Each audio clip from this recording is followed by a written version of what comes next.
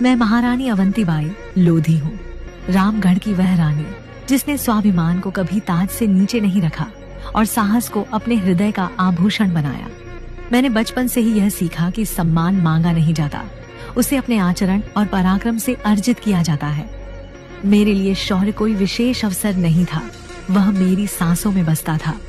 जब मैंने इस धरती की मिट्टी को छुआ तो उसमें स्वतंत्रता की सुगंध महसूस की और तभी यह प्रण कर लिया कि इस भूमि को किसी भी विदेशी शक्ति के चरणों में झुकने नहीं दूंगी। जब अंग्रेजों की नीति ने हमारे राज्य की अस्मिता को चुनौती दी, तब मैंने मौन को त्याग दिया।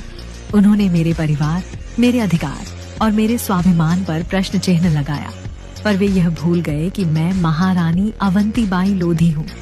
मैंने शासन अपने हाथों में लिया, केवल रानी बनकर नहीं, बल्कि एक संरक्षिका, एक योद्धा और एक माँ बनकर।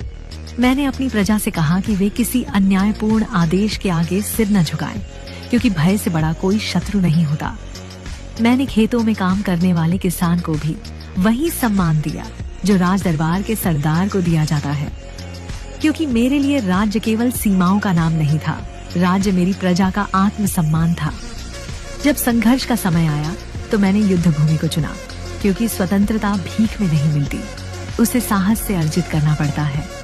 मेरे सामने शत्रु की सेना अधिक थी, संसाधन अधिक थे, पर उनके पास वह नहीं था जो मेरे पास था, स्वाभिमान से भरा हृदय और मातृभूमि के लिए प्राण देने का अटूट संकल्प। मैंने अंतिम क्षण तक संघर्ष किया, झुकी नहीं, रुकी नहीं, मेरी तलवार थमी नहीं, क्योंकि मेरी आत्मा आजाद थी।